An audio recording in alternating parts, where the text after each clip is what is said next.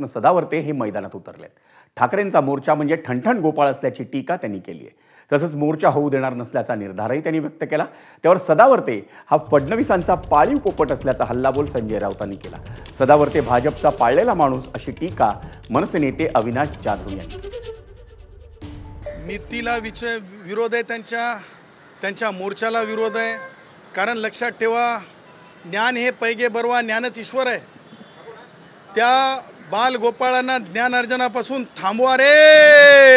लक्षात ठेवा, ton ton toll रे बाबा, टन टन टोल। आम्ही नाहीत, राजकारणावर नाही बोलत नाही। सदावर्तेंनी एक म्हटलेलं आहे की राज ठाकरे हे संविधान विरोधी जाता आहेत, त्यामुळे त्यांच्या मोर्चाला परवानगी नाकारण्यात यावी आणि त्यांच्यावर कायदेशीर कारवाई करून त्यांना तुरुंगात टाकण्यात यावे। हे गुणवंत सदावर्ते हे देवेंद्र फडणवीस यांचे पाळीव पोपट आहेत अशी माझी माहिती आहे।